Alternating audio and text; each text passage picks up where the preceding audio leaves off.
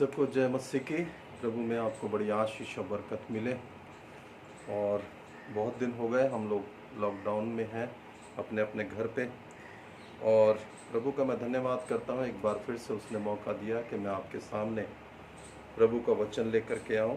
और आज हम परमेश्वर के वचन में से विशेषकर देखेंगे what does it mean to shine.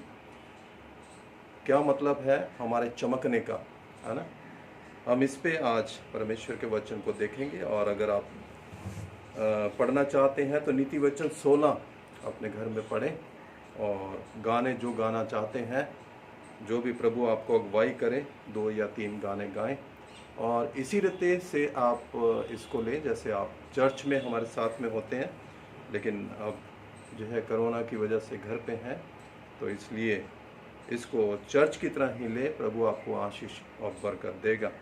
आइए मेरे साथ में अपने बाइबल को खोलते हुए निकालेंगे फिलिपियों की पत्री उसका 2 अध्याय। फिलिपियों की पत्री उसका 2 अध्याय, और उसका हम देखेंगे 14 से लेकर 16 तक।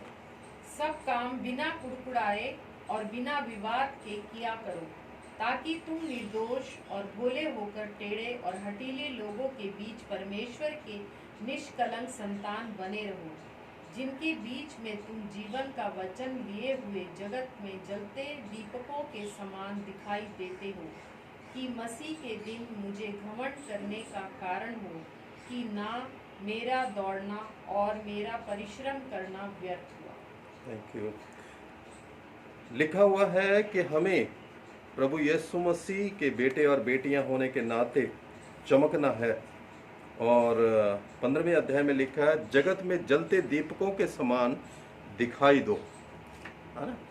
मुझे याद आता है कि एक बार मैंने एक स्टोरी पढ़ी थी कि एक बार व्यक्ति जो है एक अपने काम से आया, शाम के टाइम जब वो छूटा तो अपने गांव जा रहा था ड्यूटी से। और जब वो अपने गांव जा रहा था बस के द्वारा, और जब वो उतरा अपने गांव में और जब घर जा रहा था, तो नदी के किनारे किनारे उसको अपने घर जाना था। और जब वो जा रहा था तो उसको पैर में कुछ लगा, और उसने उठाया तो कोई पोटली थी, और पोटली में कुछ जो है पत्थर थे। तो उसने हाथ मार के देखा पत्थर है, उसने फेंकना शुरू कर दिया नदी में, और बड़े मज़े लेता हुआ घर चला गया। और जब घर आया तो उसने उस पोटली को फेंक दिया, और जब पोटली को फेंक दिया तो उसने लाइट जला करके जो है अंदर अपने घर में प्रवेश करा। तो जब उसने लाइट जलाई तो देखा उस पोटली में से निकला हुआ जो पत्थर था वो बड़ा शाइन कर रहा था। उसने पास जा करके उसको उठाया तो देखा वो तो हीरा था। तो उसको बड़ा दुख हुआ कि मैंने इतने कीमती हीरे, पोटली भरी हुई थी और सारे कीमती हीरे मैंने बहती हुई नदी में, जो है गहरी नदी, उसमें फेंक दिए। और उसको बड़ा दुख हुआ इस बात का। बाद में हुआ, लेकिन तब जो है सब गिरा चुका था वो। तो इसी प्रकार से कभी कभी हमारा जीवन होता है, जो गुजर जाने के बाद में हमें बहुत दुख होता है कि हमने अपनी ज़िंदगी में कोई महत्वपूर्ण काम नहीं करा, या कुछ अपना नाम रोशन नहीं करा, या प्रभु के लिए कोई अच्छे बड़े काम नहीं करे। तो इसी तरह से जो है हमारे को पौलुस यहाँ पर 16वीं आयत में बताता है कि मसीह के दिन मुझे घमंड करने का कारण हो कि मेरा दौड़ना और ना मेरा परिश्रम करना व्यर्थ हुआ तुम्हारे लिए, है ना। तो पौलुस चाहता है कि हमारी जिंदगी व्यर्थ ना जाए, ऐसे ही ना चली जाए, है ना। तो इसलिए वो चाहता है कि अगर हम कहता है कि जगत में जलते दीपकों के समान तुम दिखाई दो, है ना, तो हमें एफर्ट करने की जरूरत है कि हम जलते हुए दीपकों के समान दुनिया के सामने आए। हमारी जिंदगी जो है इस तरह से हो कि लोग उससे देखें और हमारी ज़िंदगी लोगों के लिए जो है रोशनी के मानिंद हो, एक जो है उनके लिए एक्सपीरियंस, उनका गाइड करने वाली ज़िंदगी हो। ऐसी ज़िंदगी के बारे में पौलुस हमें बताता है कि मैं चाहता हूं कि जब मैं यीशु मसीह जब आए, मैं तुम्हारे साथ में हूं वहां पर, तो मुझे घुमंड हो कि तुम स्वर्ग जाने वाले हो सारे के सारे, और मुझे दुख ना हो तुम्हारी ज़िंदगियों पे। तो जिंदगी जाया ना चली जाए, जिंदगी बेकार ना बीत जाए, इसलिए प्रभु यीशु मसीह हमारे को बाइबल में से सिखाना चाहता है कि क्या मतलब है इस शाइन होती हुई जिंदगी या दीपक वाली जिंदगी का मतलब क्या है ना। मेरे साथ में एक वचन को निकाले, रोमियो की पत्री उसका 13 अध्याय 11 से लेकर 13 तक पढ़े। इस समय को पहचान कर ऐसा ही किया करो, इसलिए कि अब तुम्हारे लिए नींद से जाग उठने की घड़ी आ पहुंची है। अब देखो क्या कह रही है कि समय को जानकर ऐसा ही किया करो। अब हमें समय दिखाई दे रहा है, दुनिया सारी हमारे सामने है, जो भी कुछ घट रहा है, जो भी कुछ हो रहा है, जो भी कुछ बाइबल के अनुसार इस दुनिया में इस समय दिखाई दे रहा है, वो सब हमारे सामने है। और बाइबल बता रही है कि समयों को देखकर अपनी जिंदगी को तब्दील करना, अपने विचारों को, अपने एटीट्यूड को, अपने दिनचर्या को हमें बदलने की जरूरत है। आगे क्या कहती है? क्योंकि जिस समय हमने विश्वास किया था उस समय के विचार से अब हमारा उद्धार निकट है। रात बहुत बीत गई है और दिन निकलने पर है, इसलिए हम अंधकार के कामों को त्याग कर ज्योति के हथियार बांध ले। जैसा दिन को शोभा देता है वैसा ही हम सीधी चाल चले। बस ठीक है। बाइबल बताती है कि अब अंधकार के काम कौन से होते हैं? शैतान वाले काम, है ना। तो कह रहा अब हमें ज्योति के, है ना, ज्योति के जो चमकने वाले काम हैं, जो रोशनी देने वाले काम हैं, जो है दुनिया के सामने अपने आप को प्रकाशमान करने वाले काम हैं, जो बिब्लिकल काम है, जो खुदा के बताए हुए काम है, उसके अनुसार अब हमें करने की जरूरत है। लिखा है कि पुराने मनुष्य तब को, पुरानी चीजों को, पुरानी बुराइयों को, पुराने अंधकार के कामों को छोड़कर अब समय को देखते हुए हमें बदलाव अपने जीवन में करने की जरूरत है। इसलिए पौलुस हमें समझाता है, कहता है कि तुम जो है दीपक हो जलते हुए, है ना। अगर हम जलते हुए, शाइन होते हुए, चमकते हुए लोग होंगे तो लोग जरूर हमारे को देखेंगे।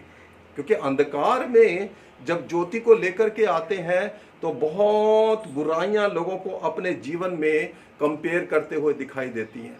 तो अगर हम शाइन होंगे तो कंपेयर करेंगे तो उनमें बदलाव आएगा, खुद ब खुद वो अपने आप को चेंज करेंगे। शैतान अंधकार में जो है राज्य करता है, लेकिन जब रोशनी होती है तो अंधकार को जो है वहां से जाना पड़ता है, शैतान को भी वहां से जाना पड़ता है। तो दुनिया में बहुत सारे चेंजेस आने शुरू हो जाते हैं।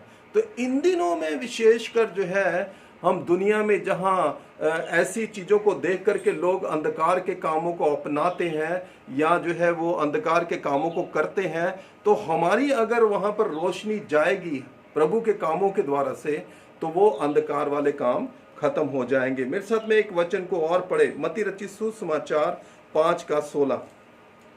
उसी प्रकार तुम्हारा उजियाला मनुष्य के सामने चमके कि वे तुम्हारे भले कामों को देखकर तुम्हारे पिता की जो स्वर्ग में है बड़ाई करें। लिखा है अब तुम्हारा उजियाला जरूरी है कि मनुष्यों के सामने आए, है ना। अगर हम खुदा के बेटे बेटियां हैं तो यही समय है कि हमारी जिंदगी लोगों के सामने इस तरह से आनी चाहिए कि लोग कहें कि हाँ सचमुच में ये खुदा के लोग हैं, है ना। हमारी जिंदगी जाया नहीं जानी चाहिए। जैसे उस आदमी ने वो पत्थर गिराता गया, बाद में पता चला कि ओहो मेरी जिंदगी तो हीरा थी, मैंने बर्बाद कर ली। अब लास्ट मोमेंट पे आकर के अकल आई है, अब मैं क्या कर सकता हूँ, है ना। तो इसीलिए लिखा हुआ है, क्या पढ़ा था अभी हमने, जो है मत्ती 5:16 सॉरी। उसी प्रकार तुम्हारा उजियाला अब मनुष्यों के सामने क्या होना चाहिए? चमकना चाहिए कि वे तुम्हारे भले कामों को देखकर तुम्हारे पिता की जो स्वर्ग में है बड़ाई करें। तुम्हारे पिता की बड़ाई करें। तुम्हारी बड़ाई होगी तो ऑब्वियसली कि तुम्हारे पिता की भी बड़ाई होगी, है ना। तो जरूरी है कि हम ऐसे कामों को लेकर आए जो रोशनी वाले हों, जो चमकने वाले हों, जो दिखाई देने वाले हों, जो अच्छे काम हो। लेकिन आज भी अगर हम बुरे ही लोगों के जैसे बस चल रहे हैं, चलते रहेंगे, तो फिर हमारे में और दुनियावी चीज़ों में या दुनियावी लोगों में कोई फर्क नहीं है। और बाइबल बताती है कि ऐसे दुनियावी लोग परमेश्वर के राज्य के काबिल नहीं हैं, है ना। तो इसीलिए जरूरी है कि हम जो है जलते हुए दीपकों के समान अपने आप को परमेश्वर में ले करके आए। और इसीलिए जो है यूहन्ना 15:1 और 2 में लिखा हुआ है कि जो कोई मेरा है लेकिन फल नहीं लाता, उनसे मेरा पिता काट डालता है, खत्म कर देता, अलग कर देता है। और लिखा हुआ है जो कोई मुझ में है लेकिन फल नहीं लाता, मेरा पिता उसे काटता और छांटता है ना। तो फिर कोई फायदा नहीं होगा हमारा। अगर हम प्रभु में तो हैं, बाइबल लेकर के घूमते हैं, प्रार्थना करते हैं, लेकिन जब हमें दुनिया के सामने आना है तो अपने मुंह को बंद कर लेते हैं, अपने अच्छी जिंदगी का अच्छा आचरण हम शो नहीं करते हैं।